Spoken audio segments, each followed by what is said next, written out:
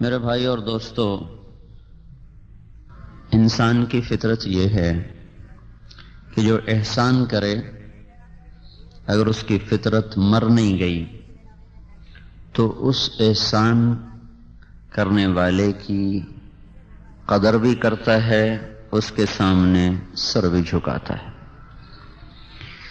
برا ہو یا اچھا۔ یہ فطرت بہت کم مرتی ہے۔ یہی فطرت جانور کی بھی ہے۔ ہمارے گھر میں بلی، کتا ایک روٹی کھاتا ہے، ساری زندگی اسی در پہ گزارتا ہے۔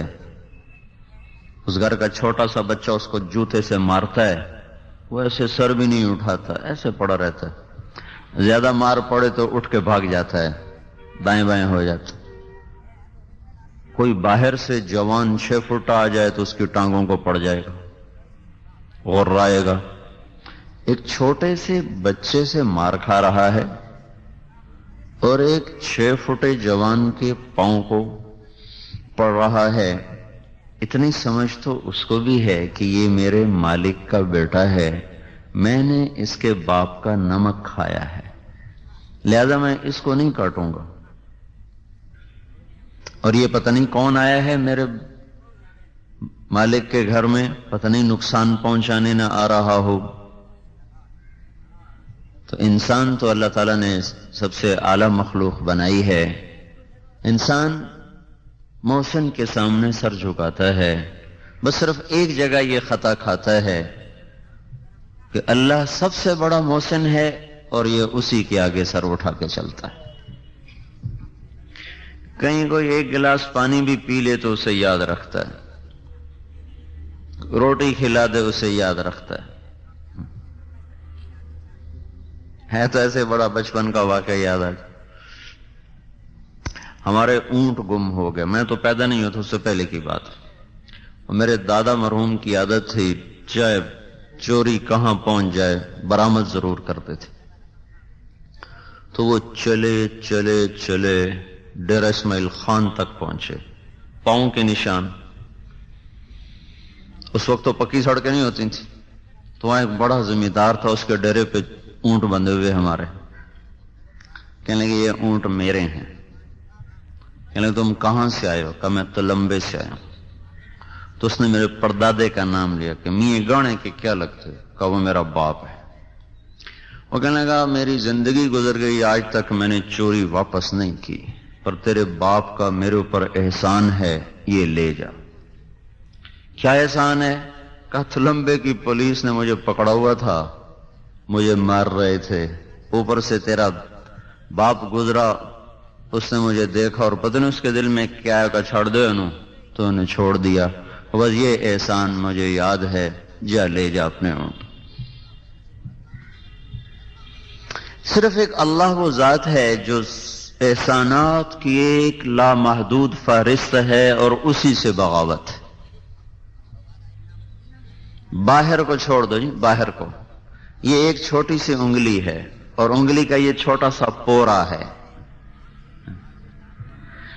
جب اس کو یہاں رکھا تو اس نے بتایا کہ لوہے کو پکڑا ہے، جب اس کو یہاں رکھا تو اس نے بتایا ربڑ ہے، تار کو پکڑا ہے، اس کو ادھر رکھا تو اس نے بتایا لکڑی کو چھوا ہے، اس کو ادھر رکھا تو اس نے کہا کپڑے کو چھوا ہے، اسے یہاں رکھا تو اس نے بتایا پگڑی ہے، اسے یہاں رکھا تو اس نے بتایا بال کو چھوا ہے، اسے یہاں رکھا تو نے بتایا تو نے دانت کو چھوا ہے، اس کو بیٹی کے سر پر رکھا تو اس نے بتایا بیٹی ہے، اسے بیٹے کے سر پہ رکھا تو انگلی پیغام دیتی بیٹا ہے، اسے بیوی کے جسم پہ رکھا تو اس انگلی میں بتایا بیوی ہے، اسے ماں کے جسم پہ رکھا اماں ہے، اسے دشمن کے ہاتھ سر پر رکھا تو پکار اٹھی دشمن ہے، اندر آگ لگ گئی۔ صرف ایک انگلی کا ایک پورا یہ کتنے پیغام پہنچا رہا ہے ٹھیک ٹھیک پیچھے، اور وہاں سے صحیح صحیح جواب آ رہا ہے۔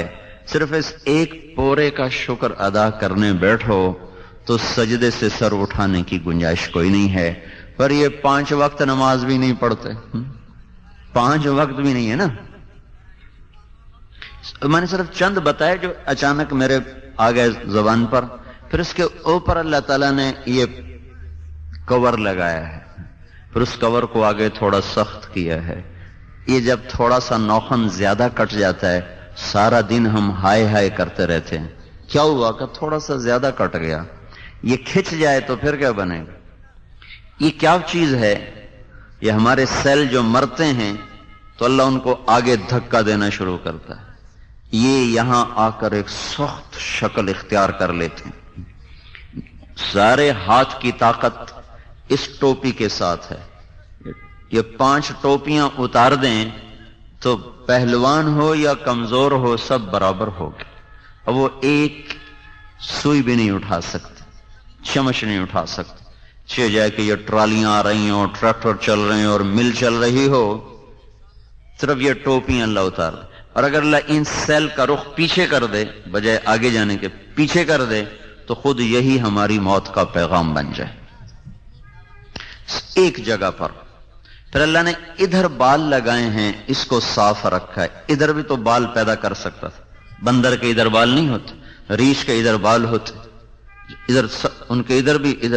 یہ کون سی طاقت ہے جو ادھر ہلکے پھلکے بال لاتا ہے اور اس کو صاف شفاف بناتا ہے؟ کون ہے یہ سارا نظام چلانے والا؟ تو صرف ایک پورے کا میں آپ کو بتا رہا ہوں کہ اس مالک الملک. پھر یہ ہماری پہچان ہے، اس پر لکیریں ہیں. یہ لکیریں وہ ہیں جنہیں ساری دنیا سے ملا لو تو میری لکیریں اور ہیں، دوسروں کی اور ہیں. یہ کھال یہاں سے کاٹ دو، جب دوبارہ کھال اگے گی نکلے گی تو اس پر وہی نقشہ ہوگا، کوئی نیا نقشہ نہیں ہوگا. کہ اللہ ہمیں سب کچھ دے کر چند چیزوں کا مطالبہ کرتا ہے، صرف چند چیز. پھر میں زبان سے بول رہا ہوں چونکہ ہم نے بچپن میں بولتے سنا، بولتے دیکھا، ہمیں کوئی یہ عجوبہ نظر نہیں آتا. یہ کتنی کائنات کی عجیب چیز ہے. میرے خیالات الفاظ بن رہے ہیں اور آگے آپ کے کانوں تک صحیح پہنچ رہے ہیں. الرحمن علم القرآن خلق الانسان علمہ البیان. اللہ نے اپنی قدرتوں میں بتا. جانتے نہیں ہو میں کون ہوں؟ میں وہ ہوں جس نے تمہیں بولنا سکھایا. پھر یہ صرف بولنے کا کام نہیں دے رہے ہیں، بول. اور پھر بولنے کے لیے صرف میری آواز کافی نہیں ہے، ہوا ضروری ہے. کہ ہوا بیچ میں یہ بنتی ہے پوسٹ مین، ڈاکیا، کہ میرا پیغام اٹھاتی ہے، آپ کے کان تک پہنچاتی ہے. ہوا کو آپ کے کان تک پہنچانے کے لیے گردش کی ضرورت ہے کہ اس کو کوئی مسلسل حرکت دے رہا ہو. اگر اس کو مسلسل حرکت نہ دی جائے تو وہ آگے پیغام رسانی نہیں ہوگی. تو اب میں بول رہا ہوں، آپ سن رہے ہیں، میرا یہ بول آپ تک کیسے پہنچ رہا ہے؟ میں بولا، میرے خیالات الفاظ کے روپ میں آئے، ان کو فوراً اللہ نے برقی رفتار کے ساتھ میری زبان تک پہنچایا. میں نے ہونٹوں اور زبان کو ایسے ہلایا، ہوا سے میرے ہونٹ میری زبان ٹکرائی اور جو کچھ میں کہنا چاہتا ہوں وہ الفاظ بن کر باہر نکلے. آگے ہوا کھڑی تھی، اس نے اس کو لے لیا اور بھاگ کے آپ کے کان تک پہنچایا. کان میں تھوڑا سا پانی ہے، اس میں کوئی 10 لاکھ بال ہیں. ایک گیند ہے، گیند، اس کے اندر پانی ہے، اس میں 10 لاکھ بال ہیں. یہ میری آواز جا کر آپ کے اس پردے کو ٹھک ٹھک ضربیں لگا رہی. وہ جب ضرب لگتی ہے تو وہ بال حرکت کرتے ہیں، اس سے بجلی پیدا ہوتی. تو میرا پیغام بجلی کی شعاع بن کر اسی رفتار کے ساتھ آپ کے دماغ کے ساتھ جا کر ٹکراتا ہے. تو میرے بولنے اور آپ کے سمجھنے میں کوئی فاصلہ نہیں قائم، بلکہ میں بول رہا ہوں، آپ سن رہے ہیں اور سمجھ رہے ہیں. ہوا آپ تک یہ پیغام پہنچاتی ہے. ہوا کو حرکت، یہ ہل رہے ہیں، دیکھیں ہل رہی. اگر یہ پتے ساکت ہوں پھر بھی ہوا حرکت میں رہتی. اس کو کون حرکت دینے والا ہے؟ یہ ہمارے بس میں تو ہے نہیں. تو اللہ پاک نے زمین کو دوڑایا، پھر اسے گھمایا، پھر اسے ہلایا. ہم ایک ایسے گیند پر بیٹھے ہوئے ہیں جو گھوم بھی رہا ہے، جو دوڑ بھی رہا ہے، اور جب کوئی چیز گھومے بھی اور تیز رفتار بھی ہو تو اس میں اپنے آپ تھر تھراہٹ پیدا ہو جاتی. تو ہماری زمین یوں بھاگ رہی ہے، اس کے بھاگنے کی رفتار ہے 66,000 میل فی گھنٹہ. پھر ہماری زمین گھوم رہی ہے، اس کے گھومنے کی رفتار ہے 1,000 میل فی گھنٹہ. پھر اس گھومنے اور بھاگنے میں اس میں تھر تھراہٹ پیدا ہوتی، تو یہ کانپتی کانپتی کانپتی یوں چلی جاتی ہے اور 23.25 کا زاویے پر جا کے کھڑی ہو جاتی. پھر وہاں سے یوں ہلنا شروع ہوتی، ہلتے ہلتے ہلتے ہلتے ہلتے ہلتے ادھر آ جاتی. یہاں کر 23.25 کا یہ زاویہ بناتا، اس سے آگے نہیں جاتی. یہ یوں جاتی اور یہ یوں جاتی ہے. جب یہ یہاں پہنچتی ہے تو اس دن 18 ستمبر ہوتا ہے. پھر یہ واپس جاتی ہے اور پھر جب واپس آتی ہے تو اس دن 22 مارچ ہوتا ہے. تو 18 ستمبر اور 22 مارچ کو ساری دنیا میں 12 گھنٹے کا دن ہوتا ہے اور 12 گھنٹے کی رات ہوتی ہے، کیونکہ زمین بالکل سیدھی ہوتی ہے اور سورج اس کے سر کے اوپر یہاں ہوتا ہے. تو اس ساری دھرتی میں اس دن 12 گھنٹے کا دن ہوگا اور 12 گھنٹے کی رات ہوگی. یہ جو اس کی تھر تھراہٹ ہے یہ ہوا کو دھکے دے رہی، مسلسل دھکے دے رہی. وہ دھکوں سے ہوا آگے جا رہی، ایک تو میرا پیغام پہنچا رہی، دوسرا کیا کر رہی ہے، میرے منہ سے کاربن ڈائی آکسائڈ نکل رہی ہے. ہوا اس کو پکڑ کے یہ جامن کے درخت کو دے رہی اور ان درختوں سے آکسیجن نکل رہی، ان کو وہاں سے کھینچ کر مجھ تک لا رہی ہے. اگر ہوا کی گردش ختم ہو، یعنی زمین کا یہ تھر تھرانا اگر ختم ہو جائے اور زمین ایسے سیدھی ہو جائے اور یوں جانا شروع کرے تو ہوا کی حرکت بند ہو جائے گی، اور اس کے بند ہونے پر میری آواز نہ آپ سن سکیں گے نہ میں آپ کی سن سکوں گا. میرے منہ سے نکلی ہوئی کاربن ڈائی آکسائڈ میرے گرد یوں حالہ بنائے گی جیسے ریشم کے کیڑے کے گرد ریشم حالہ بناتے بناتے اسی کے اندر وہ دم گھٹ کے مرتا ہے. میں اپنی آکسیجن میں دم گھٹ کے مر جاؤں اور یہ آکسیجن کی زیادتی سے جل کے راکھ ہو کر ختم ہو جائیں سارے کے سارے درخت. تو یہ اس مالک الملک کا وہ نظام ہے جس پر اس نے ایک ٹیڈی پیسہ ہم سے نہیں لیا. یہ مل والے تو کہتے ہوں گے نا، مل لگائی ہے تو روٹی کھاتے ہیں، مل نہ لگاتے تو روٹی کہاں سے کھاتے. اور یہ ملک میں کام کرنے والے مینیجر سے لے کر چپڑاسی تک کہتے ہوں گے نوکری کرتے ہیں تو روٹی کھاتے ہیں، نوکری نہ کرتے تو روٹی کہاں سے کھاتے ہیں. تو گنے کو میٹھا کس نے کیا ہے؟ یہ حمزے نے میٹھا کیا ہے، زمیندار نے میٹھا کیا ہے. اور زمین کو کھودو کہیں کوئی چینی پڑی ہو، میں تو خود زمیندار کا بیٹا ہوں بھائی. ہم نے جناب شکر کے بوریاں ڈال دی ہو زمین میں، اوپر گنا کاشت کیا ہو، اب وہ اندر سے جناب میٹھا لے لے کر خود شکر بنتا جا رہا ہے، میٹھا بنتا جا رہا ہے. پھیکی زمین، پھیکا پانی، بدبودار کھاد، اور یہ بھی تو کھاد ہے جو بھی اب باہر مڈ پھینک رہے ہیں، یہ بھی ذمہ دار اٹھا کے لے جائیں گے. ان میں کون سی مٹھاس ہے؟ وہ کون ذات ہے جو پوری شربت کی بوتل تیار کر کے کھڑی کر دیتا ہے؟ اور حیرت کی بات یہ ہے کہ یہ تو تھوڑا سا دھوپ میں کھڑا پڑا رہے یہ مشروب تو وہ تو گندا ہو جاتا ہے، جھاگ چھوڑ جاتا ہے، خراب ہو جاتا ہے. یہ سردی میں بھی کھڑا ہے، گرمی میں بھی کھڑا ہے، نہ اس کا شربت خراب ہوتا ہے، نہ اس کا ذائقہ خراب ہوتا ہے، اور نہ اس کی مٹھاس میں کہیں کوئی کمی آتی ہے. یہ کون ہے جو بے کیف بے جان زمین کو حرکت دیتا ہے اور کہیں جامن، کہیں امرود، کہیں کیلا، کہیں مالٹا، اور کہیں کنو، کہیں گنا، کہیں گاجر، کہیں مولی، کہیں کریلا کڑوا، کہیں خربوزہ میٹھا، کہیں تربوز سرخ، اور کہیں کریلا سبز، اور ناریل اندر سے سفید اور باہر سے وہ بھورے رنگ کا سرمئی سرخ، گہرے سرخ رنگ کا، اندر سے مکھن کی طرح باہر سے پتھر کی طرح. یہ سارا کون نظام بنا رہا ہے، چلا رہا ہے؟ یہ ہوا کی گردش زمین کی تھر تھراہٹ سے پیدا ہو رہی ہے. اور یہ میرا پیغام آپ تک، آپ کی بات مجھ تک، اور پھر اللہ جل جلالہ اس سارے نظام کو چلا کر نہ ہم سے کوئی تنخواہ مانگی، نہ ہم سے پیسے مانگے، نہ ہم سے کچھ مطالبہ کیا. ہاں، ہماری باتیں سن کے اللہ تعالیٰ کہتا تو ہوگا واہ میرے بندو، تم یہ کہہ رہے ہو کماتے ہیں تو کھاتے ہیں، نہیں کمائیں تو بھوکے مر جائیں. تو یہ ذرا ہوا کو ہلا کے دکھا دو، زمین کے اندر سے مٹھاس پیدا کر کے دکھا دو. کتنے پیسوں سے گنے کو میٹھا کیا، کتنے پیسوں سے ہوا کو حرکت دی. پھر میں نے صرف زبان کا بول ہی بتایا نا، پھر زبان اور کتنے کام کرتی. یہ چکھنے کا کام بھی کرتی ہے، یہ چبانے کے ساتھ لعاب پیدا کرنے کا کام بھی کرتی ہے، یہ غذا کو نیچے لے جانے کا کام بھی کرتی ہے. پھر یہ آپ کو میٹھا بھی بتاتی ہے، کڑوا بھی بتاتی ہے، نمکین بھی بتاتی ہے. یہ سامنے والا حصہ، اس میں 3000 خانے ہیں ساری زبان میں. یہ نمکین کو بتاتا ہے. یہاں چکھو گے نمکین تو محسوس ہوگا، یہاں میٹھا رکھو گے محسوس نہیں ہوگا، کڑوا رکھو گے نہیں محسوس ہوگا. تھوڑا سا آگے میٹھا بتانے والے خانے بنے ہوئے، وہاں میٹھا رکھیں گے محسوس ہوگا، نمکین رکھیں گے کڑوا رکھیں گے محسوس نہیں ہوگا. اس کے تھوڑا سا پیچھے حلق کے قریب کڑوا بتانے کا سسٹم موجود ہے. وہاں آپ میٹھی چیز رکھیں، پھیکی چیز رکھیں، نمکین رکھیں، نہیں پتا چلے گا. کڑوی رکھیں فوراً پتا چلے گا. یہ ہمارے لوگ کیا کرتے ہیں کہ ہم گولی پیچھے رکھتے ہیں تاکہ جلدی چلی جائے، اور وہیں وہ جگہ ہوتی ہے جہاں اس نے کڑواہٹ کا سسٹم رکھا ہے اللہ تعالیٰ نے، وہ رکھتے ہی سارا منہ کڑوا ہو جاتا. میں ہمیشہ گولی یہاں رکھتا ہوں، یہاں، جو مجھے پتا ہے یہاں چاہے جتنی مرضی کڑوی چیز رکھو کچھ پتا نہیں چلے گا.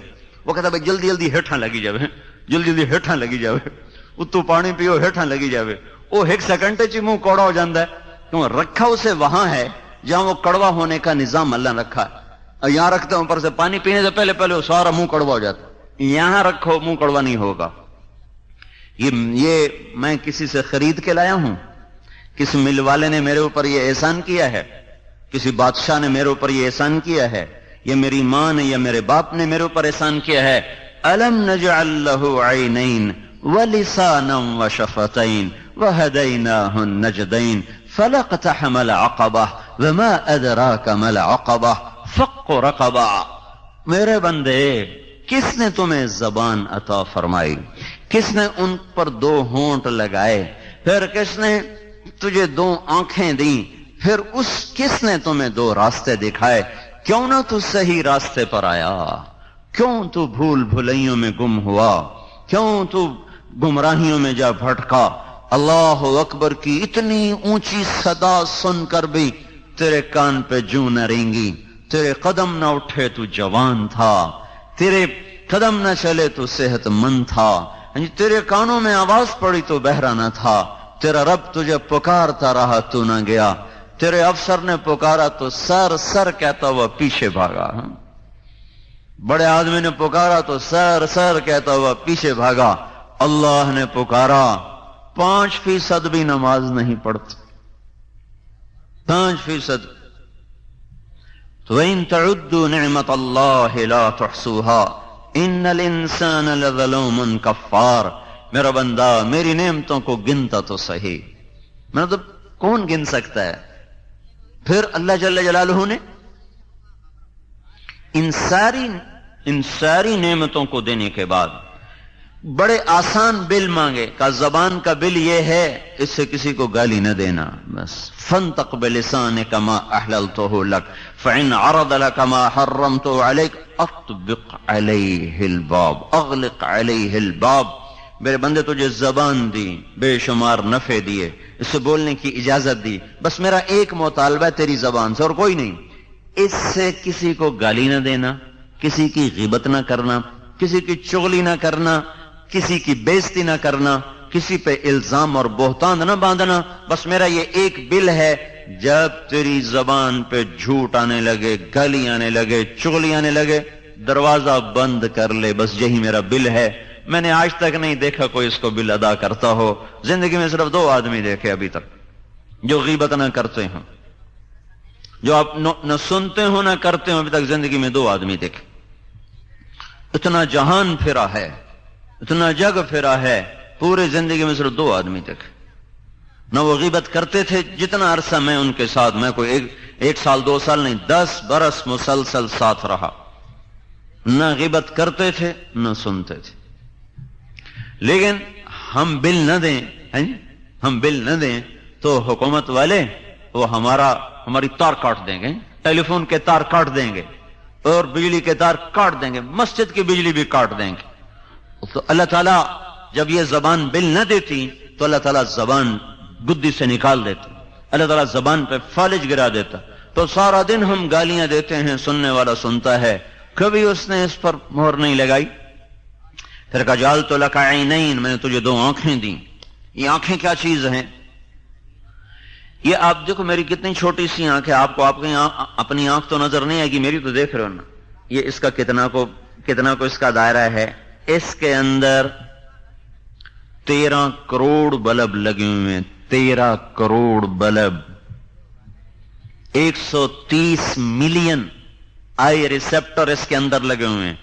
13 करोड़ बल्ब इतनी सी आंख में, 13 करोड़ इसमें, 26 करोड़ बल्ब हैं, उनके पीछे उतनी ही तारें हैं। उन तारों को अल्लाह 1.4 मिलीमीटर में से गुजार रहा है। मिलीमीटर 1 सेंटीमीटर का 10वां हिस्सा, 1.4 मिलीमीटर से 26 करोड़ केबल गुजर रहे हैं, तारें। तो ये इतनी बड़ी मिल है और इतना बड़ा सिस्टम है, फिर भी कभी इधर वायर को आग लग रही, कभी इधर तारें आपस में मिलकर सड़ रही, कभी इधर वो फायर ब्रिगेड रखो भाई, और उसके वो आग बुझाने वाले आले रखो भाई, सारा सिस्टम रखो। और देखो 26 करोड़ तारें हैं, उनको वो कौन रब है जो मिलने नहीं देता? अगर वो मिल जाए ना तो आप सारे मुझे उल्टे नजर आए, मैं आपको उल्टा नजर आऊं। गाड़ी आ रही हो सर पर, हमें नजर आ रही होगी ओ अमदी पे 2 मील थे, ना दाएं का पता चले ना बाएं का पता चले, ना करीब का पता चले ना दूर का पता चले। और फिर इनमें 6 करोड़ बल्ब ऐसे हैं, 6 करोड़, जो मुझे रंग दिखा रहे हैं। अगर ये 6 करोड़ बल्ब ना होते तो ये आपकी झालर वालर की खूबसूरती मुझे कोई ना नजर आती है। और ये कालीन का रंग, ये टोपी का रंग, ये कुर्ते का रंग, ये पगड़ी का रंग, ये शक्लों के रंग, ये दरख्तों के रंग, ये फूलों के रंग, रंग भी तो एक अल्लाह की नेमत है। मोर के रंग, कौन है जो उसको ऐसा खूबसूरत हसीन ठप्पा लगा के भेजता है कि जहान ऐसा नमूना न बना सके। अगर मुझे हर चीज सफेद दिखाई देती तो मैं कितनी बड़ी नेमतों से महरूम हो जाता। 6 करोड़ बल्ब सही देखें तो मेरे पास कोई है उसका निजाम?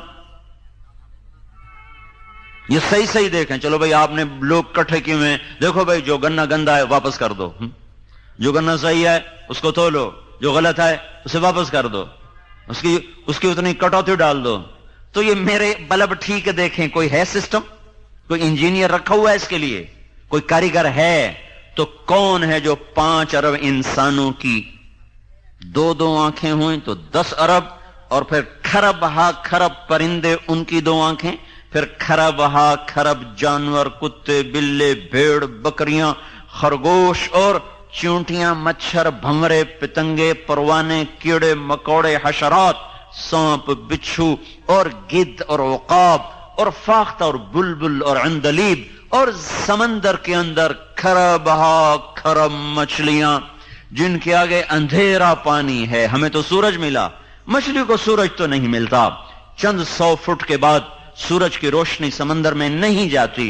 अंधेर पानियों में कौन है जो खरब मछलियों की नजरों को ऐसे खूबसूरत उनको अल्लाह ताला निजाम दे रहा है कि अंधेरे में भी ऐसे देखें जैसे रोशनी में देखें। तमाम कायनात की जानदार इंसान, चरिंद, परिंद, हशरात की नजरों को देखना और उनकी तारों को जुदा जुदा रखना और फिर उनको सही दिखाना और गलत से बचाना और उसकी तमीज करवाना। ये कौन है जो कहीं एक जगह भी खता के बगैर सारा निजाम चला रहा है? ज़ालिकुमुल्लाहु रब्बुकुमुल हक, ये तुम्हारा रब है अल्लाह जो ये सब कुछ चला रहा है। कहीं भी तो नहीं भूलता वो, कहीं इतना बड़ा वापड़ा है, इतना बड़ा महकमा है, रोज वो तारे भी जल रही और वो सारे ग्रिड में आग लग रही और खंबे गिर रहे।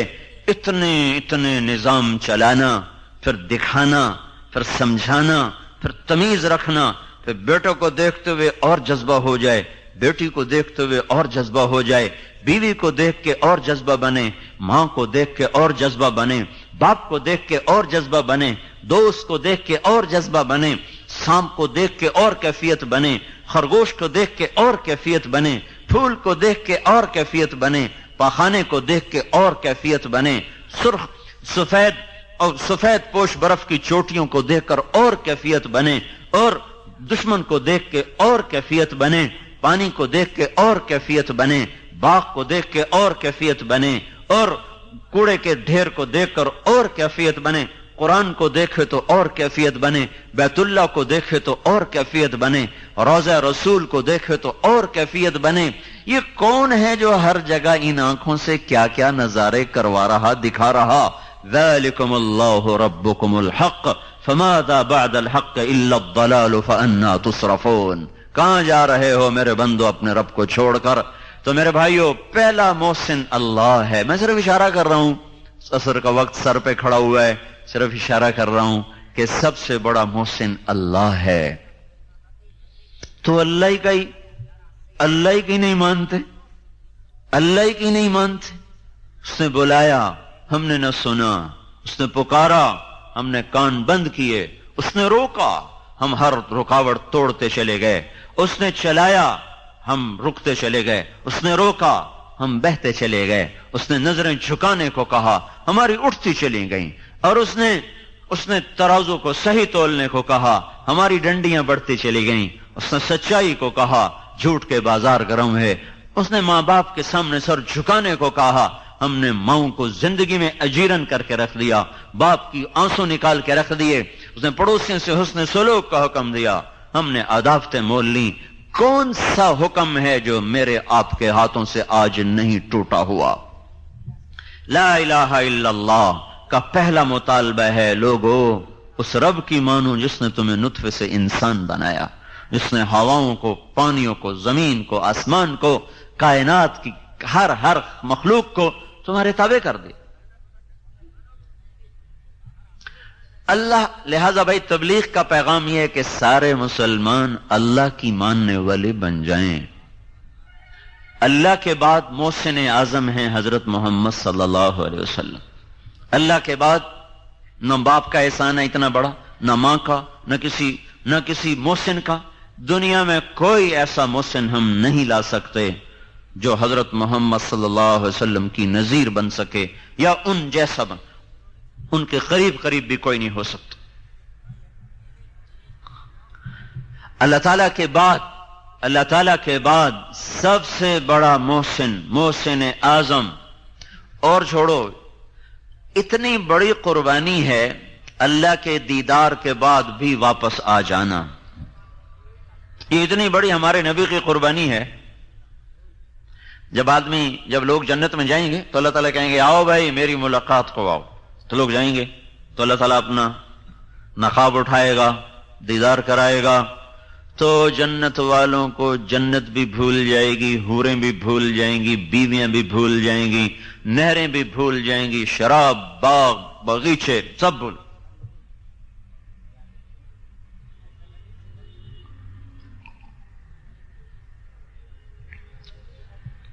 جب اللہ تعالیٰ نقاب گرائے گا تو کہے گا جاؤ، کہیں گے نہیں یا اللہ ہم نہیں جاتے، ہمیں کچھ نہ دے، ہمیں جنت نہیں چاہیے، ہمیں حوریں نہیں چاہیے، ہمیں کسی کی ضرورت، بس تو ہمیں اپنا دیدار کراتا رہے، ہم اس کے علاوہ کچھ نہیں چاہتے۔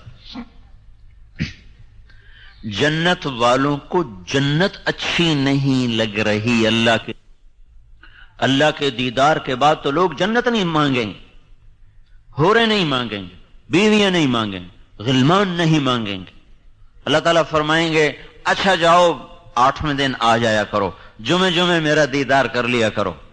وہ کہیں گے جمعہ کب آئے گا، ہمیں بس کچھ نہیں چاہیے، بس آپ ہمارے سامنے بیٹھے رہیں، ہم آپ کو دیکھتے رہیں، آپ ہمارے سامنے رہیں یا اللہ، ہمیں اور کچھ نہیں چاہیے۔ ہاں جنت الفردوس والے ایسے خوش نصیب ہوں گے جن کو اللہ صبح بھی دیدار کرائے گا، شام بھی دیدار کرائے گا۔ تو اللہ تعالیٰ کے بعد بھائیو حضرت محمد صلی اللہ تعالی علیہ وسلم کا انسانیت پر احسان ہے، امت پر احسان ہے، جس کو اللہ نے کسی نبی کو ایسی پیشکش نہیں کی۔ سلیمان علیہ السلام کو حکومت دی، ہوا تابع کی، جنات تابع کیے، پر سارے جہان کی حکومت نہیں دی، فلسطین کی حکومت تھی۔ لیکن اللہ تعالیٰ نے ہمارے نبی کے سامنے پیش کر دیا، اسرافیل آئے بڑا تھال لے کر اور آ کے سامنے رکھا، کہا یا رسول اللہ ان ربک سمع کلامک وبعثنی الیک بمفاتیح خزائن الارض، اللہ تعالیٰ نے آپ کی بات کو سنا ہے اور مجھے یہ ساری زمین کے خزانوں کی چابیاں دے کر بھیجا ہے۔ ساری زمین کی حکومت سلیمان علیہ السلام کے پاس نہیں، نہ ہی دنیا میں اللہ نے کسی کو ساری دنیا کا حاکم بنایا۔ کچھ لوگوں کے بارے میں لکھا ہے لیکن اس کا مطلب یہ نہیں تھا کہ ساری دنیا کے حکمران تھے، مطلب تھا کہ اپنے دور کے بہت بڑے بادشاہ تھے۔ یہ نہیں کہ اللہ تعالیٰ نے کسی کو 6 بر اعظم پہ حکومت دے دی ہو۔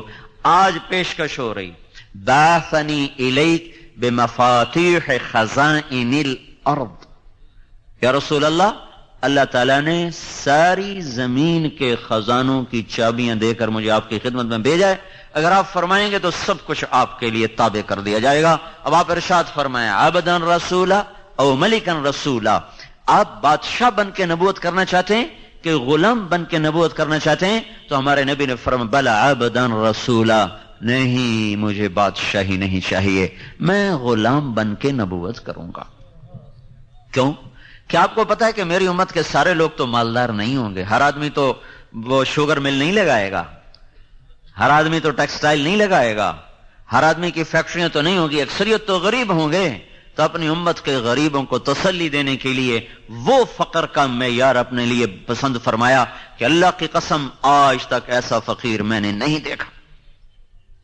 کوئی دیکھا ہے فقیر جس کے گھر میں 2 مہینے چولہا نہ جلتا ہو اور جس کے لیے احد پہاڑ منت کر رہا ہو یا رسول اللہ آپ اجازت دیں تو میں ابھی سونے چاندی کے سکے ڈھل کر آپ کی خدمت میں پیش ہو جاؤں؟ عرب کے سارے پہاڑ جس کے لیے سونا چاندی بننے کو تیار ہوں، جنت کے دسترخوان جس کے لیے اترنے کو تیار ہوں، جنت کے عالی شان گھر جس کے لیے زمین پر اترنے کو تیار ہوں، جنت کے عالی شان کپڑے جس کے لیے اترنے کو تیار ہوں، براق جو معراج کے لیے آیا تھا وہ 24 گھنٹے آپ کے در پر بندھے جانے کو تیار ہے، خوشی سے تیار ہے، پھر بھی آپ اس کو رد کر کے گدھے پہ سواری فرما رہے ہیں، پیدل جا رہے ہیں، خچر پہ سوار ہو رہے ہیں، اونٹنی پہ سوار ہو رہے ہیں، اونٹ پہ سوار ہو رہے۔ ہاں چونکہ آپ مالداروں کے نبی بھی تھے، صرف غریبوں کے نہیں تھے، تو آپ نے کبھی کبھی بڑے عالی شان گھوڑوں پر بھی سواری فرمائی تاکہ میری امت کے مالدار کے لیے بھی گنجائش نکل آئے۔ سکب ایک گھوڑا تھا آپ کا، سبحہ وہ ایسا تیز تھا کہ اس کا نام ہی سبحہ رکھا گیا۔ سبحہ کہتے ہیں بہاؤ کو، بہاؤ، وہ جب دوڑتا تھا تو اس کے پاؤں زمین کے ساتھ، اس کا سینہ زمین کے ساتھ لگ جاتا تھا، تو اس کا نام سبحہ رکھا گیا۔ اور ایک ایسا حسین گھوڑا تھا اس کا نام گلاب رکھا گیا، ورد، اس کا نام ورد تھا۔ ایک گھوڑے کا نام سبحہ تھا، ایک کا نام سجل تھا، ایک کا نام یعصوب تھا، ایک کا نام یعبوب تھا، ایک کا نام لیزاس تھا، ایک کا نام طراز تھا، ایک کا نام مرتجس تھا، ایک کا نام سکب تھا، ایک کا نام سبحہ تھا۔ اب بہت سے گھوڑوں پہ آپ نے سواری فرمائی لیکن یہ بڑے عالی نسل کے گھوڑے تھے، اس لیے ان کے نام تاریخ نے، حدیث نے محفوظ کیے۔ امت کے مالداروں کو بھی گنجائش دے دی، کوئی اچھی سواری بھی رکھنا چاہے تو اس کو بھی اوپر سے گنجائش مل جائے۔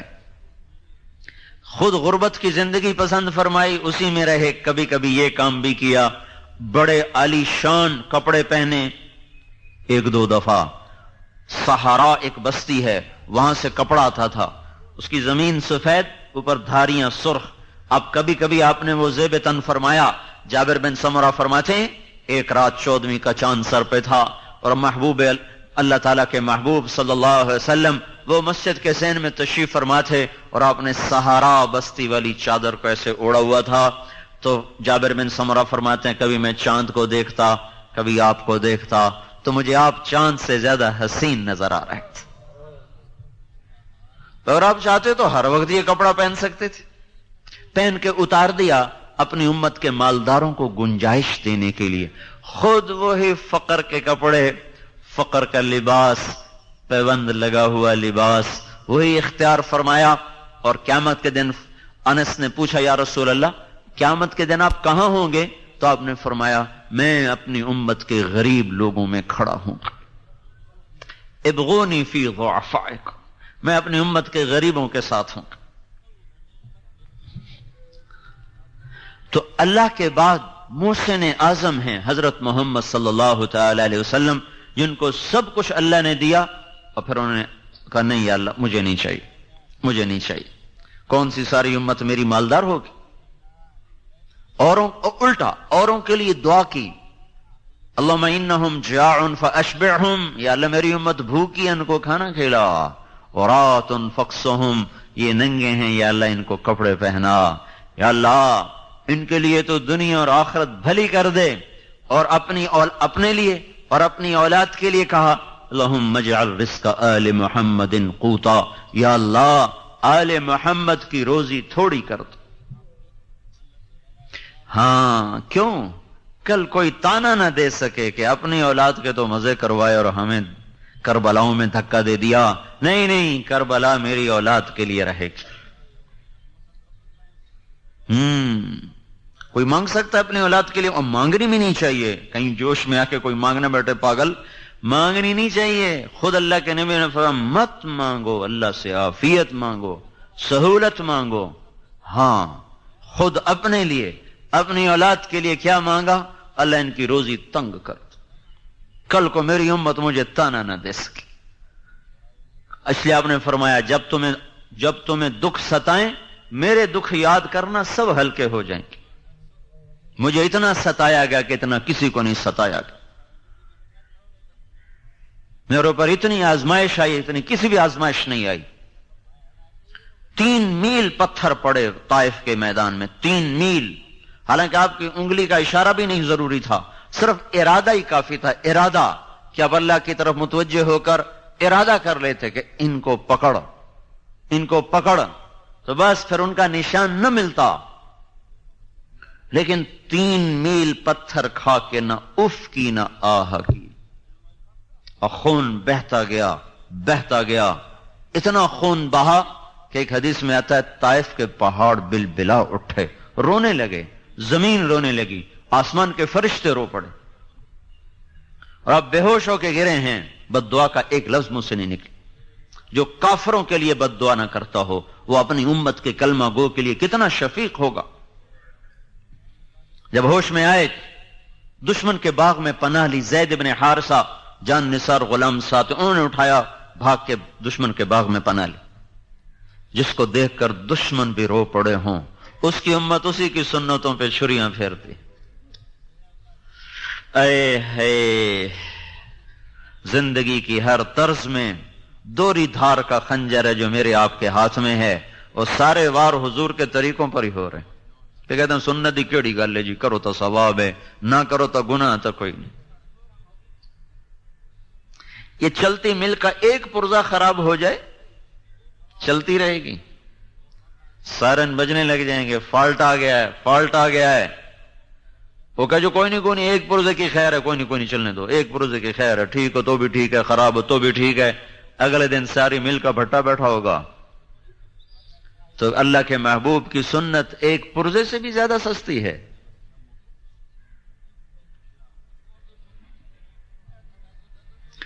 ہائے ہائے، عتبہ جیسا جانی دشمن، اس کا بھی دل بھر آیا۔ یہ بدر کے میدان میں جھنڈا بردار تھا، بدر کے میدان میں کافروں کی طرف سے جھنڈا اس کے ہاتھ میں تھا، بھاگا گیا، نوکر کو نہیں بھیجا، خود بھاگا، انگور توڑ کے لایا۔ وہ رشتہ داری کا خون جوش میں آ گیا نا، ثقیف والوں نے قریشی کو مار دیا، قومیت جاگ گئی۔ انگور توڑ کے لایا، پلیٹ میں سجائے، پھر شرم کی وجہ سے خود آگے نہیں گیا، اپنے غلام عداس کو کہنے لگا جا تو لے جا، اور اسے کہنا تجھے رشتہ داری کی قسم، تجھے خون کی قسم، رد نہ کرنا، کھا لینا۔ جس کے لیے دشمن پسیج جائیں اس کے لیے اسی کی امت کے ہاتھ میں خنجر ہیں، اور ہر ضرب اسی کے سینے پر ہے۔ ہر نبی تنگ آ کے پکار اٹھے یا اللہ ان کو پکڑ لے، ان کو تہس نہس کر دے۔ اب انتہا ہے طائف کا میدان، انتہا ہے طائف کا میدان، بے بسی بے چارگی عروج پر ہے، آسمان کے فرشتے رو رہے ہیں۔ اللہ تعالیٰ نے پھر آپ نے وہاں اس باغ میں بیٹھ کر اللہ سے اپنا دکھڑا سنایا۔ اللہم اشکو الیک ضعف قوتی وقلت حیلتی وہوانی الی الناس، اے میرے مولا میری محنت میں کمی آئی ہوگی، میں کام پورا نہیں کر سکا ہوں گا، باقی اور تو کسی سے گلہ نہیں کرتا ہوں، تجھ سے آج گلہ ضرور کرتا ہوں، تو نے مجھے کن کے حوالے کر دی؟ الی بعید یتجہم او الی عدو ملکتہ امری، ایسوں کے حوالے کر دیا جو نہ مجھے پہچانتے ہیں نہ میرا حق پہچانتے۔ یہ ایسے دردناک کلمات تھے کہ اللہ پاک محبت جوش مار اٹھے، اور فرشتہ پہاڑوں کا بھی آ گیا، جبریل بھی آ گیا کہ یا رسول اللہ حکم دیں اطبق علیہم الاخشبین، میں انہیں بیچ میں ڈال کے دو پہاڑوں کے اندر چکی کی طرح پہاڑوں کو چلا دوں گا اور ان کو پیس کے رکھ دوں گا۔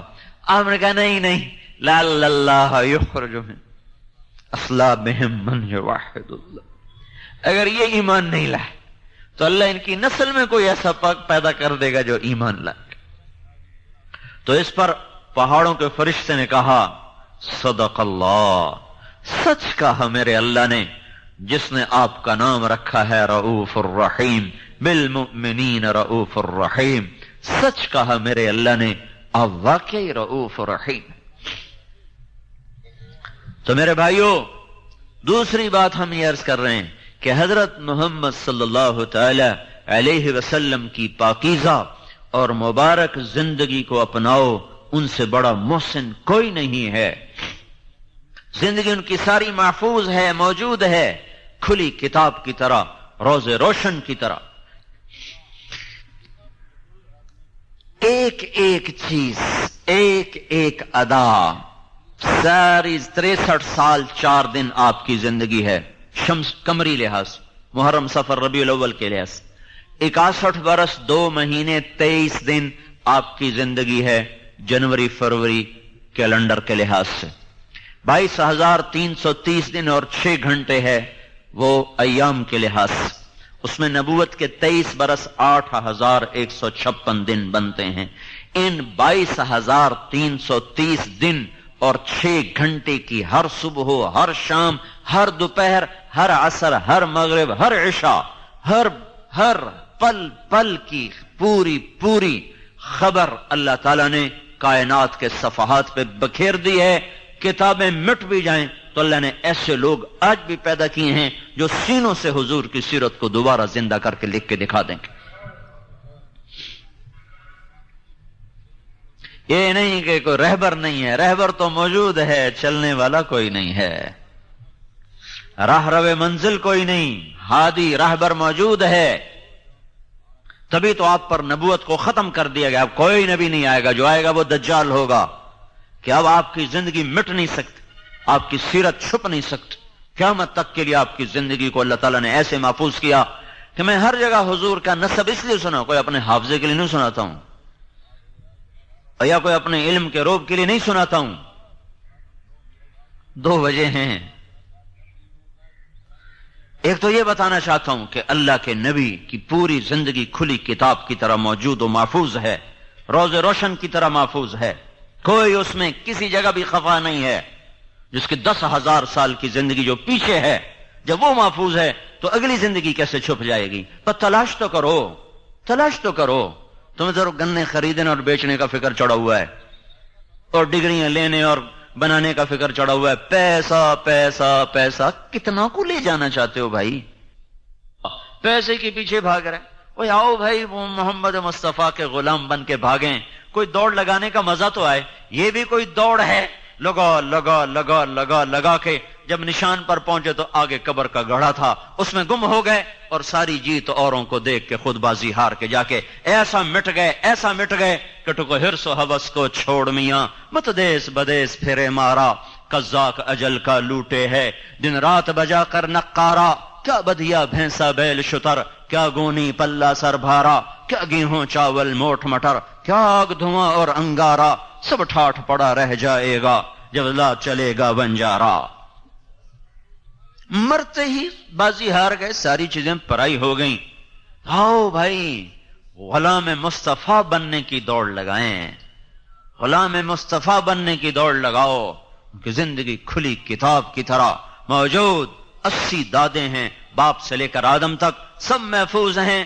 محمد صلی اللہ علیہ وسلم بن عبداللہ، عبداللہ کے بیٹے ہیں، بن عبد المطلب بن ہاشم بن عبد مناف بن قصی بن کلاب بن مرہ بن کعب بن لوی بن غالب بن فہر بن مالک بن نضر بن کنانہ بن خزیمہ بن مدرکہ بن الیاس بن مضر بن نزار بن معد بن عدنان بن اد بن ہمیسع بن سلامان بن عوس بن بوز بن قموال بن ابی بن عوام بن ناشد بن حزا بن بلداس بن یدلاف بن طابخ بن جاہم بن ناحش بن ماخی بن عیفی بن عبقر بن عبید بن الدعاء بن حمدان بن سنبر بن یثربی بن یحزن بن یلحن بن ارعوا بن عیدی بن زیشان. محمد صلی اللہ علیہ وسلم بن عبداللہ، عبداللہ کے بیٹے ہیں، بن عبد المطلب بن ہاشم بن عبد مناف بن قصی بن کلاب بن مرہ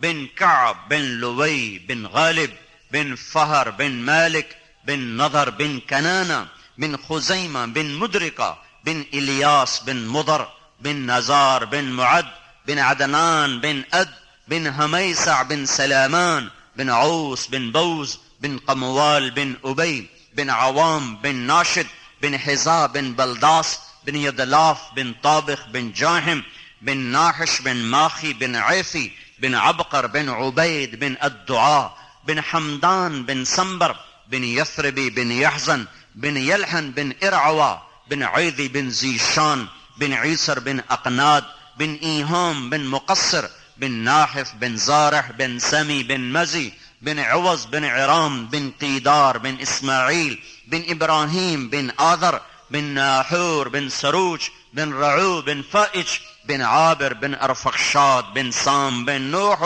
بن لامک بن متوشالح بن ادریس بن یارو بن ملہل ایل بن قینان بن آنوش بن شیسر بن آدم علیہ السلام. یہ کھلی کتاب ہے، سب اس کے پیچھے آؤ بھائی، سب اس کے پیچھے آؤ، یہ تبلیغ کا پیغام ہے. اور دیکھو ہمارے ہاں نا، مجھے یہ خیال یوں آیا، ہم لوگ ذمہ دار ہیں، لوکل ذمہ دار. ہماری کچھ روایات ہیں، ہمارے یہاں مراسی ہوتے تھے، اب تو وہ ذمہ دارے سارے ذمہ دار شہروں میں چلے گئے، بخیل ہو گئے، خرچے بڑھ گئے، لہذا ان کو غریبوں کو دینے کا فرصت ہی کوئی نہیں ہے. نہ تاجروں کو فرصت ہے، نہ ذمہ داروں کے پاس تو ویسے ہی پیسے تھوڑے ہوتے ہیں، تو پھر اوپر سے شہروں کے خرچے، تو بخیل ہو گئے، بخل آ گئے. ایک شاعر سے نے شاعری چھوڑ دی. کسی نے کہا تو نے شعر کیوں چھوڑ دیے؟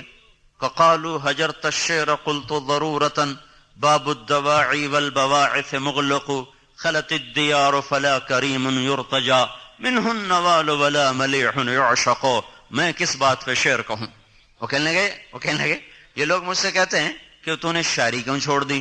تو میں کہتا ہوں شاعری کے لیے تو کچھ اسباب ہوتے ہیں جس پر آدمی پر آمد ہوتی ہے، پھر زبان پہ وہ جاری ہوتا ہے، تو اسباب ختم ہو گئے. کا کیا اسباب ہیں؟ کہ یا تو کوئی معشوق ہو جس کے عشق میں آدمی بے قرار ہو کر شعر کہے، تو دنیا حسینوں سے خالی ہو گئی، سرخی پاؤڈر رہ گئے. سرخی پاؤڈر کا بھی کوئی حسن ہوتا ہے، پلاسٹک سرجری رہ گئی، اس کا بھی کوئی حسن ہوتا ہے.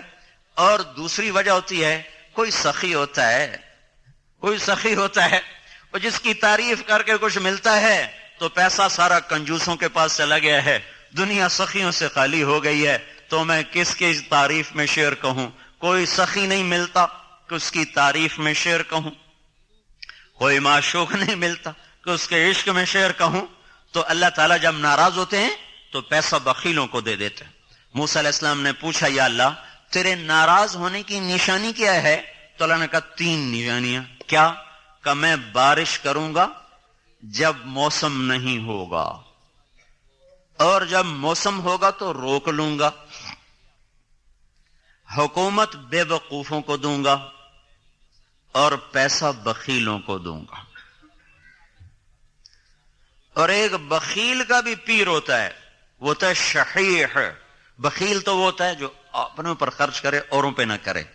اور شحیح وہ ہوتا ہے جو نہ اپنے اوپر خرچ کرے نہ اوروں پہ خرچ کرے، ویک ویک کے خوش ہوں، در لاکھ ہو گیا، ہوں کروڑ ہو گیا، ہوں ارب ہو گیا، بیڑی بڑھیا ہر چیز چھڑ کے مر جاؤں، وہ اسی میں خوش ہوتا رہتا ہے، نہ اپنے اوپر خرچ کرتا ہے نہ اوروں پہ خرچ کرتا ہے۔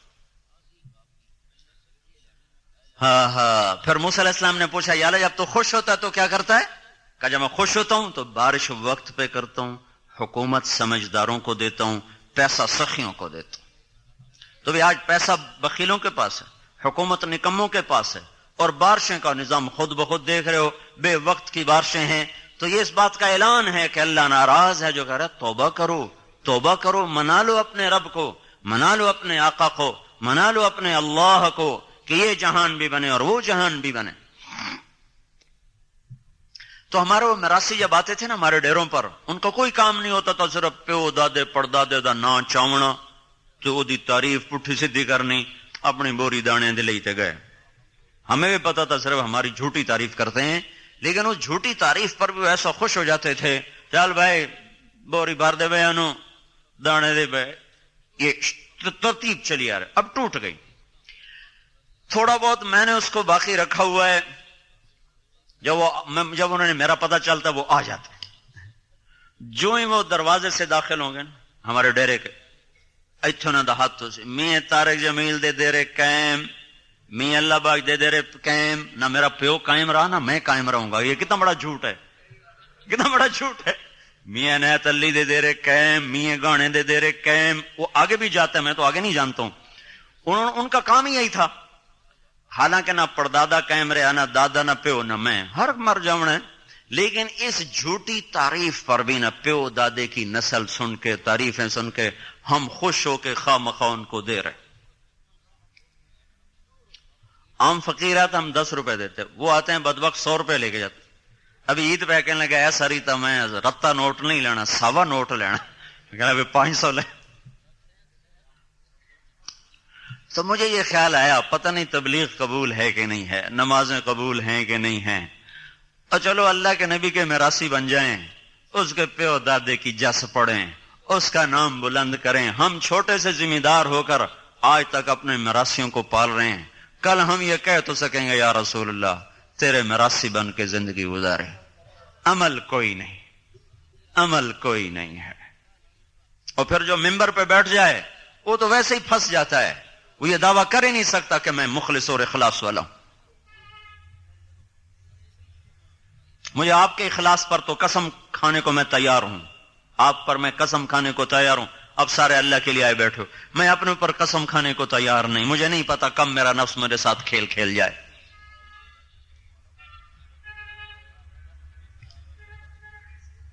تو بھائیو، حضرت محمد صلی اللہ تعالی علیہ وسلم ایک پاکیزہ زندگی لے کر آئے، تبلیغ اس کو سیکھنے کا پیغام ہے۔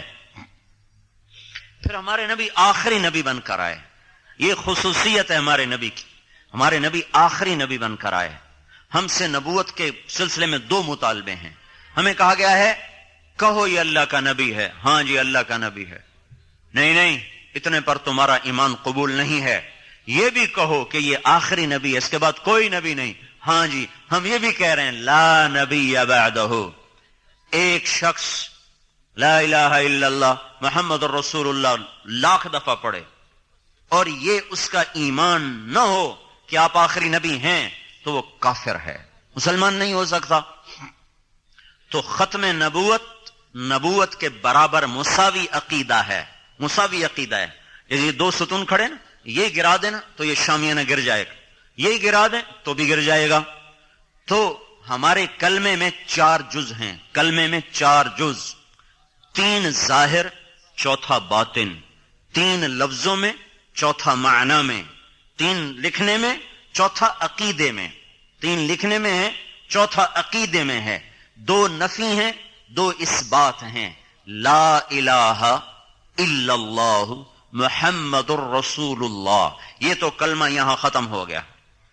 لا نبی بعدہ، کوئی معبود نہیں اللہ کے سوا، محمد صلی اللہ علیہ وسلم اللہ کے رسول ہیں، بات یہاں ختم ہے۔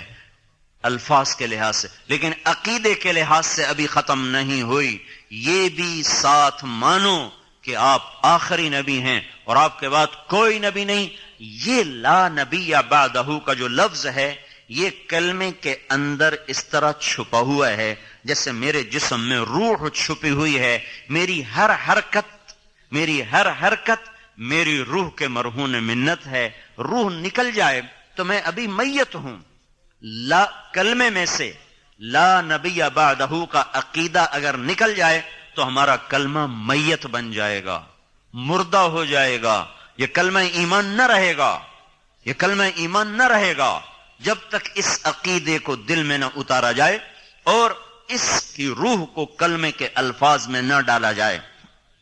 تو 4 حصے ہو گئے. 2 نفی، لا الہ یہ نفی ہے، لا نبی بعدہ یہ نفی ہے، الا اللہ یہ اس بات ہے، محمد الرسول اللہ یہ اس بات ہے. ان 4 چیزوں کے 4 مطالبے ہیں. لا الہ کا مطالبہ ہے کبھی کسی کے سامنے ہاتھ نہ پھیلاؤ، کبھی کسی کو مدد کے لیے مت پکارو، کبھی کسی کے سامنے سر نہ جھکاؤ، کبھی کسی کے آگے ماتھا نہ جھکاؤ. الا اللہ کا مطالبہ یہ ہے کہ ہاتھ اسی کی طرف اٹھاؤ، اسی کو مدد کے لیے پکارو. فلا تدعوا مع اللہ احدا، جب اللہ موجود ہے تو اللہ کو چھوڑ کر کسی کو مت پکارو، کسی کو مت صدا دو، ندا دو. تو اور یہ ماتھا صرف اللہ کے سامنے جھکاؤ، یہ صرف زمین پہ سر رکھا جائے گا. اللہ کو سامنے رکھ کر یہ کسی کے آگے سر نہیں جھکے گا، نہیں جھک سکتا. یہ صرف اللہ کے سامنے جھکے گا یہ سر. اور محمد تغلق جو تھا نا بڑا خر دماغ بادشاہ تھا، تو اس نے بڑے عجیب حکم نافذ کیے تھے. اس کے دربار میں آ کر یوں سر جھکانا ضروری تھا، یوں سر جھکانا ضروری. خواجہ نظام الدین اولیاء رحمت اللہ علیہ کو اس نے بلوایا تو کہا یہ کسی کے سامنے نہیں سر جھکاتے، کہا میں ابھی بندوبست کرتا ہوں. تو اس نے دروازہ بنوایا، اس کے بیچ میں چھوٹا دروازہ لگا دیا جس میں آدمی یوں کر کے یوں آگے خود بیٹھو. جب وہ تشریف لائے تو ان کو بھی اس کی چال کا اندازہ ہو گیا. انہوں نے پاؤں پہلے اندر ڈالا. اگر یہ سر نظام الدین کا اللہ کے سوا آج تک کسی کے سامنے جھکا نہیں، یہ صرف اللہ ہی کے سامنے جھکا ہے. یہ الا اللہ کا مطالبہ ہے. محمد الرسول اللہ صلی اللہ علیہ وسلم کا مطالبہ کیا ہے؟ محمدی بن جاؤ، غلام رسول بن جاؤ، غلام نبی بن جاؤ. جیسے وہ سامنے وردی والے بتا رہے ہیں کہ یہ سیکیورٹی کے لوگ ہیں، اگر یہ شلوار کرتا پہن لیں تو پھر کوئی پتہ نہیں چلے گا سیکیورٹی والے ہیں کہ عام لوگ ہیں. تو اس محمد الرسول اللہ کے عقیدے کا اتنا مطالبہ ہے کہ اتنی غلامی رسول اختیار کرو کہ چلتے پھرتے غلام رسول نظر آؤ، کہا جا سکے یہ غلام رسول ہے، یہ غلام نبی ہے، یہ غلام مصطفیٰ ہے، یہ غلام مجتبیٰ ہے. اتنی وردی نہ اتارو کہ پہچان ہی ختم ہو جائے غلام رسول ہے کہ غلام شیطان ہے. اگر وردی کی کوئی قیمت نہ ہوتی تو ان کو وردی کیوں پہنائی گئی؟ پولیس کو وردی کیوں پہنائی گئی؟ فوج کو وردی کیوں پہنائی گئی؟ اگر وردی کی کوئی قیمت نہیں ہے تو وہ کہو جرنیل فوج کے جرنیل سے کہ آپ کل انڈین جرنیل کی وردی پہن کر آ جائیں، کوئی فرق نہیں پڑتا، وردی جیسی بھی، دل ٹھیک ہونا چاہیے. نہیں کہ جی اندر بندے دا ٹھیک ہونا چاہیے، باہر دی کیڑی گل ہے، دل مومن ہونا چاہیے، اتو بھاویں جی ہو جاوے. جاؤ بھائی جرنیل پاکستان سے کہو کل آپ ہندوستانی جرنیل کی وردی پہن کر آئیں، کوئی فرق نہیں پڑتا، دل مومن ہونا چاہیے، باہر دی کیڑی گل ہے. اگر وہ ہندوستانی جرنیل کی وردی پہن کے چلا گیا تو اس پر بغاوت کا مقدمہ درج ہوگا، غداری کا مقدمہ درج ہوگا.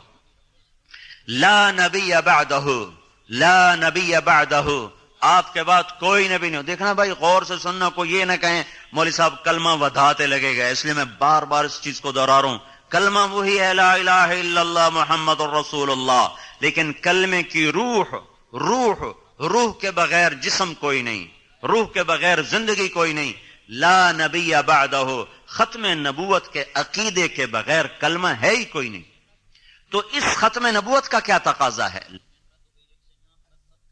یا بعدہ، ختم نبوت کی پہچان کیا ہے؟ پہچان کیا ہے؟ میں آپ کو واقعہ سناتا ہوں، اسے آپ کو پتہ چلے گا۔ 1979 میں ایک جماعت پیدل فرانس میں چل رہی، فرانس میں پیدل، سردی کا موسم، ایک گاڑی رکی، دو لڑکیاں نکلی، انہوں نے جیب سے پیسے نکالے، کہا بھی یہ پیسے لے لیں، بس پہ چڑھ جائیں، بڑی سردی ہے۔ کہنے لگے ہمارے پاس پیسے ہیں۔ کہا تو پھر آپ اکٹھے سوار ہونا چاہتے ہیں، پوری وین چاہتے ہیں، تو ہم آپ پیچھے شہر ہے، ہم آپ کے لیے پوری وین لے کر آتی ہیں۔ کہا نہیں ہمیں وین نہیں چاہیے، وین تو ہمارے پاس اپنی ہے۔ وہ پیدل جماعتیں جب پہلے چلتی تھیں تو وہ ایک وین لے کر اس میں سامان ڈالا اور وین چلی 15 میل، وہاں جا کے ڈیرا لگایا، خیمہ لگایا۔ اب تو ہر جگہ مسجدیں بن گئی، پہلے خیمے لگاتے تھے، یہ پیچھے پیدل آتے تھے۔ وہ کہنے لگے پھر تم پیدل کیوں چل رہے ہو؟ پیدل کیوں چل رہے ہو؟ تو انہوں نے اس کو تھوڑی بات کی کہ ہم اس لیے پیدل چل رہے ہیں کہ لوگوں کو ہدایت مل جائے، لوگ اللہ کو مان لیں، اللہ کی اطاعت کر لیں۔ تو ایک لڑکی کہنے لگی میں بتاؤں تم کون ہو؟ مجھے اب پتہ چل گیا، میں بتاؤں تم کون ہو؟ بتائیے۔ کہ تم نبی ہو۔ کہ آپ کو کیسے پتہ چلا ہم نبی ہیں؟ کہ ہماری کتابوں میں لکھا ہے کہ یہ کام نبی کیا کرتے ہیں۔ تو انہوں نے بتایا کہ ہم نبی نہیں ہیں، ہاں ہم اس نبی کے امتی ہیں جو ہمارے ذمے نبی والا کام لگا کر گیا۔ جاتے ہوئے فرما گیا میرے بعد کوئی نبی نہیں، تمہارے بعد کوئی امت نہیں، میرا پیغام پوری دنیا میں پہنچانا تمہارے ذمے ہے۔ وہ دونوں لڑکیاں مسلمان ہو گئیں۔ پھر تھوڑی دیر بعد پھر واپس آئیں اور ڈگی بھری ہوئی کھولی، اس میں پھل، مالٹے، سیب، کیلے، کئی آپ لے لیں۔ ان کا ہمیں تو ایک چادر اٹھانی مشکل ہو رہی ہے، کریٹ کہاں سے اٹھائیں گے؟ کہا نہیں کچھ نہ کچھ ضرور لینا پڑے گا۔ تو کسی نے کیلا لے لیا، کسی نے سیب لے لیا۔ پھر کہا کہ آپ اگلے اتوار آپ کہاں ہوں گے؟ کہاں فلاں جگہ پر ہوں گے۔ اتوار کو وہ لڑکیاں 8 لڑکیوں کو لے کر آئیں اور ان کو بھی وہاں مسلمان کیا۔ بھائیو، اس امت کی امتیازی شان تبلیغ کا کام ہے۔ اگر تبلیغ کا کام نہ ہوتا تو دنیا میں اسلام نہ پھیلتا۔ تبلیغ کا کام نہ ہو، سارے دین کے کام ہوں تو کیا ہوگا؟ جیسے گنا روز آ رہا ہو، دیکھنے میں روزانہ گنوں کے ٹن ٹن آ رہے ہوں، بیچ میں اس کے شکر شوگر نہ ہو تو یہ مل کوئی نتیجہ نکالے گی؟ پھوکا پاؤڈر نکل کے باہر آئے گا۔ اللہ نے اس امت کو تبلیغ کا مبارک کام دیا ہے، اور یہ نبیوں والی محنت ہے جس کے ذریعے سے ساری دنیا میں دین زندہ ہوتا ہے۔ 90 برس کے اندر 11 ہجری میں ہمارے نبی کا انتقال ہوا، 12 ربیع الاول، 11 ہجری کے محرم صفر کے 2 مہینے گزر چکے ہیں، ربیع الاول کے پہلا 10 دن گزر چکے ہیں۔ پھر 1 سال مزید لگا عرب کے لوگوں کو دوبارہ مسلمان بنانے میں جو مرتد ہو گئے تھے، تو اس طرح 12 ہجری مکمل ہو گئے۔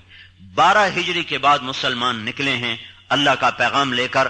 ٹھیک 92 ہجری میں میرے ضلع ملتان میں محمد بن قاسم داخل ہو گئے، 80 برس کے اندر، اور ادھر کاشغر تک، ادھر استنبول تک، ادھر جنوبی ادھر وہ سارا شمالی افریقہ، الجزائر، تیونس، مراکش اور لیبیا اور سینیگال، چاڈ تک، سارا پرتگال، سارا اسپین، جنوبی فرانس تک یہ امت پہنچی ہے صرف 92 برس کے اندر۔ 82 برس، 80، 100 سال کے اندر اندر یہ سارا دائرہ کھینچا گیا ہے۔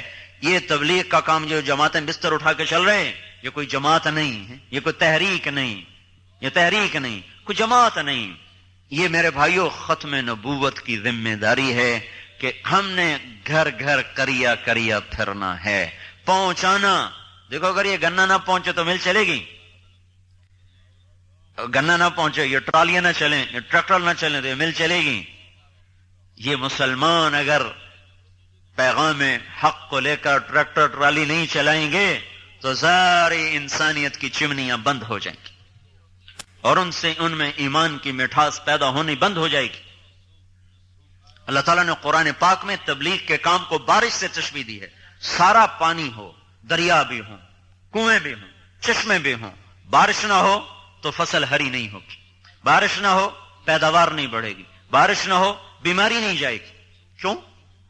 کہ بارش ایسے ناممکنات کو ممکن بناتی ہے جو انسانی بس میں نہیں ہیں۔ یہ چند ایسے یہ نامیاتی مادے زمین پر برساتی ہے جو انسان نہیں برسا سکتا۔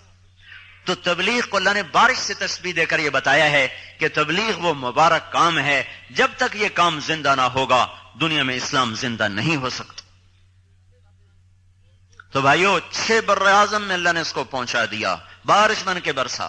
یہ جو بارش ہوتی ہے نا، یہ 97% تو ہوتی ہے سمندر کے بخارات سے، 3% ہوتی ہے باقی بخارات سے پانی، اور 1 سیکنڈ میں، کیا بتا رہا ہوں، 1 سیکنڈ میں 16 ملین ٹن پانی بخارات بن کے ہوا میں چلا جاتا ہے۔ 1,60,00,000 ٹن پانی ہوا میں 1 سیکنڈ میں چلا جاتا ہے۔ یہ کہاں سے جاتا ہے؟ سمندر کی جو اوپر کی سطح ہے پانی کی، اس کو کہتے ہیں مائکرو لیئر۔ 1/10 ملی میٹر سینٹی میٹر کا 10واں حصہ ہوتا ہے، پھر اس کے 10 حصے کیے جائیں تو اس کا وہ جو 1/10 ملی میٹر ہے، وہ جو پانی کی سطح ہے اس میں بے شمار جانور ہیں، بے شمار درخت ہیں، پودے جو مائکروسکوپ سے نظر آتے ہیں، وہ اس میں گلتے ہیں، سڑتے ہیں، مرتے ہیں۔ یہ بارش کے بخارات اس میں سے اٹھتے ہیں تو اپنے ساتھ بے شمار کھاد لے کے جاتے ہیں۔ وہ کھاد اوپر سے اللہ اس کو برساتا ہے تو اس میں میگنیشیم، کوبالٹ، زنک اور مرکری اور پلس نائٹروجن جو ہوا میں ہے، وہ اس طرح مناسب انداز سے گرتا ہے کہ ساری زمین ہری ہو جاتی ہے، فصلیں لہلہا جاتی ہیں، اور انسانی زندگی میں بھی بہار آ جاتی ہے، بیماریاں ختم ہو جاتی ہیں۔ اگر یہ بارش بند ہو جائے تو کنویں بھی ہوں، باغ بھی ہوں، اور دریا بھی ہوں، اور چشمے بھی ہوں، ٹیوب ویل بھی ہوں، اول تو آہستہ آہستہ سب خشک ہو جائیں گے، اور اگر ہوں بھی صحیح تو نہ زمین نرم ہوگی اور نہ انسان کو صحت ملے گی۔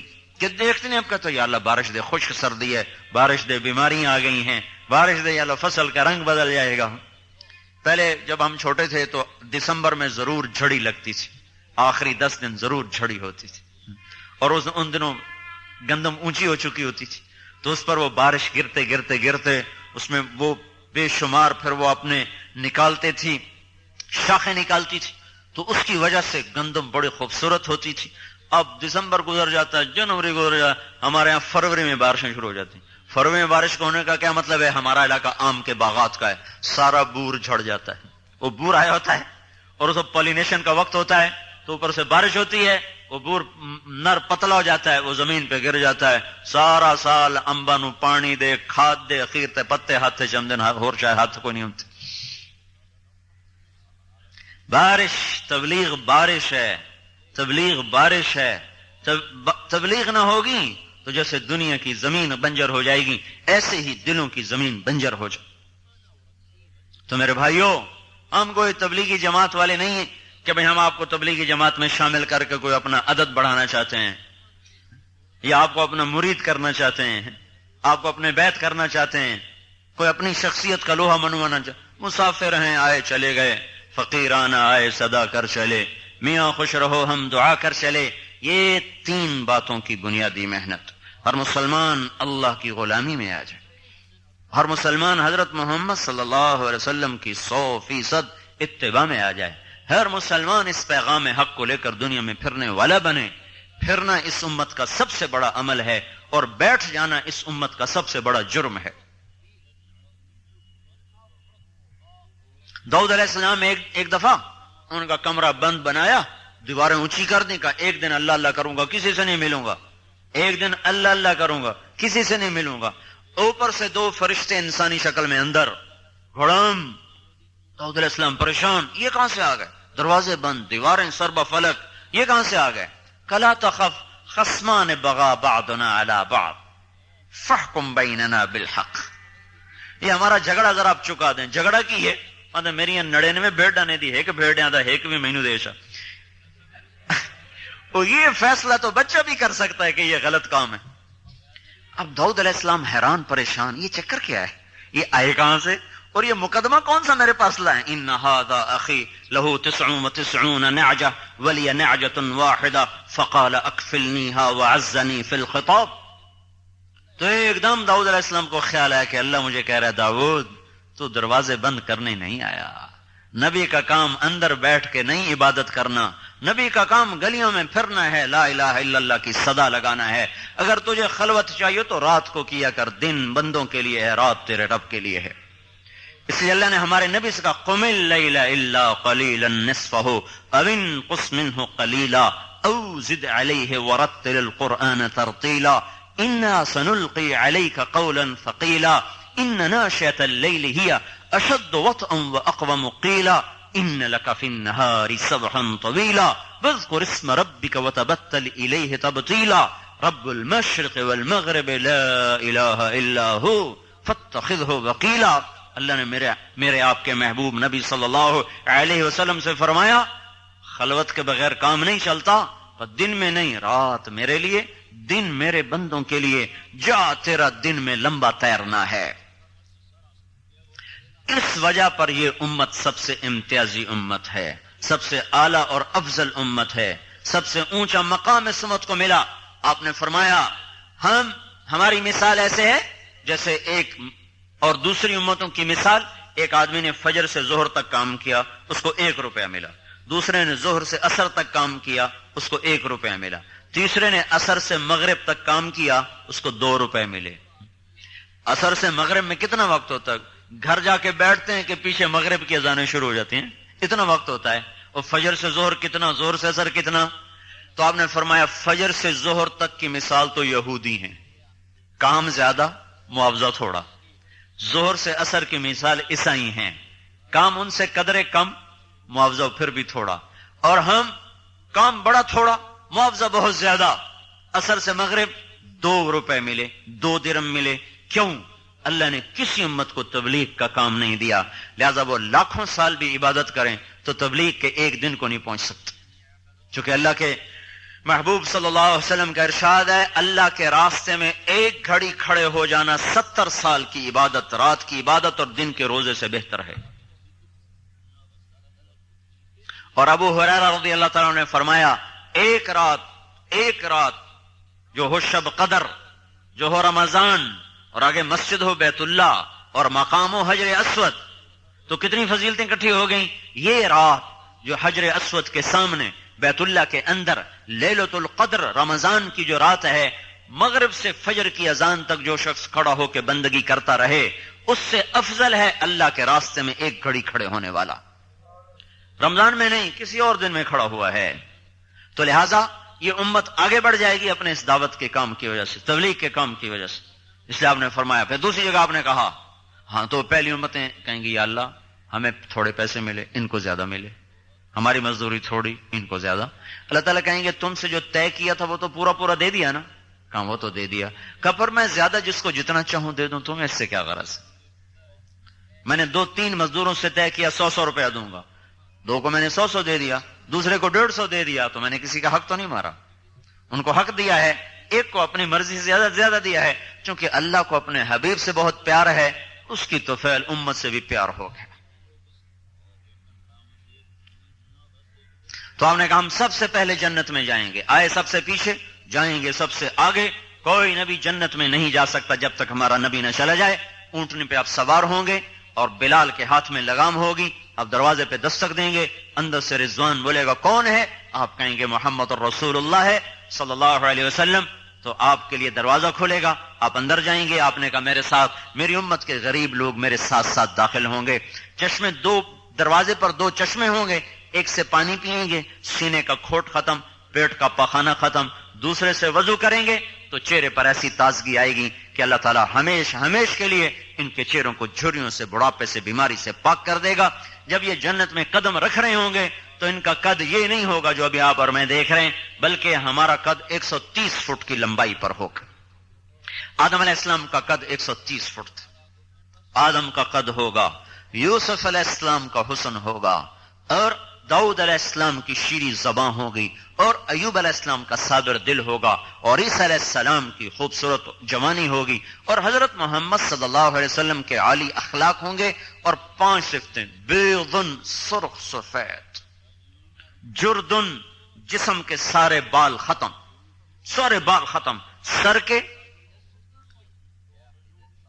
یہ بھموں کے، یہ پلکوں کے، تھوڑی تھوڑی بھیگی بھیگی مونچھیں، باقی سارے بال ختم.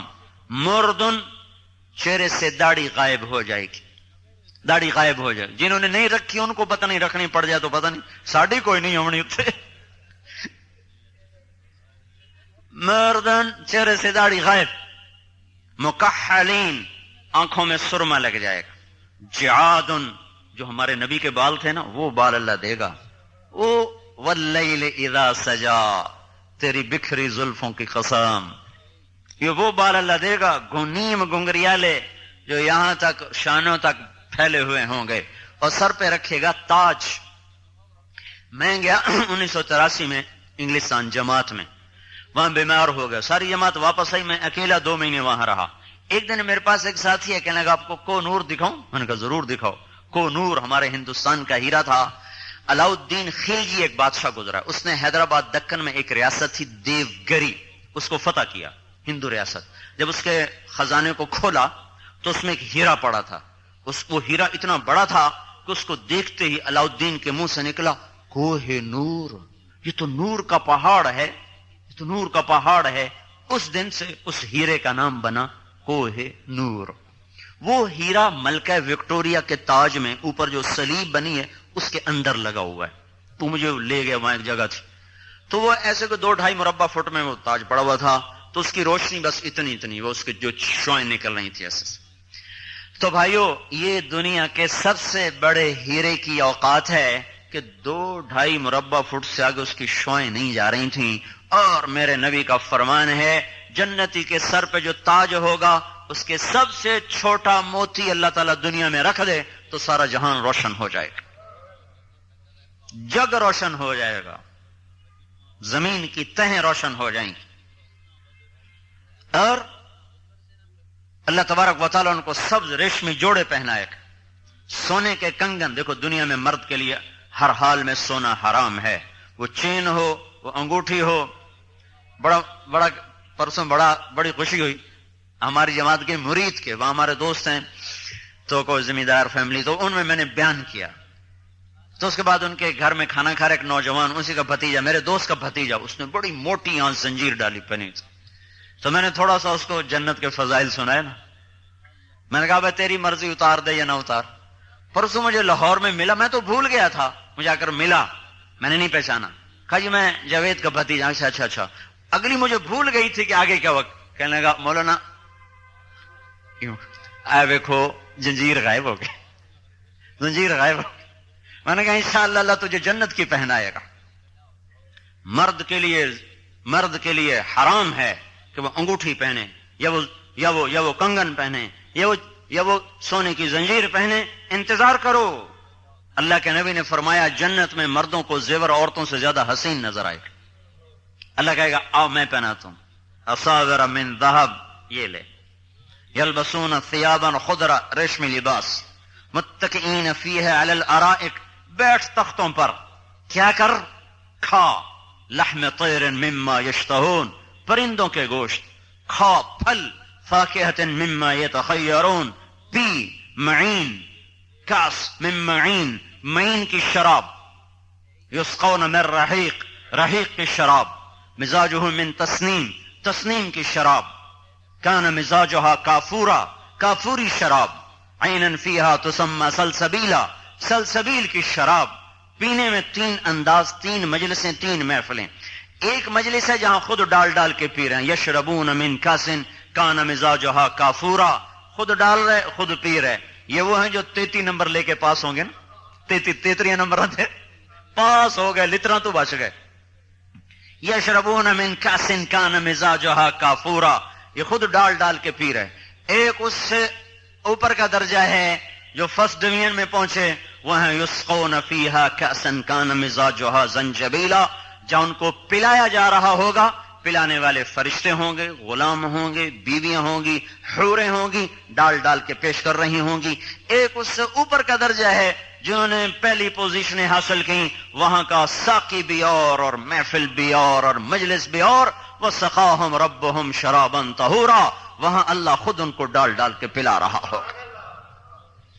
اب تمہاری مرضی ہے 33 نمبر لے لو یا فرسٹ ڈویژن لے لو یا امتیازی نمبر لے لو، اپنی مرضی.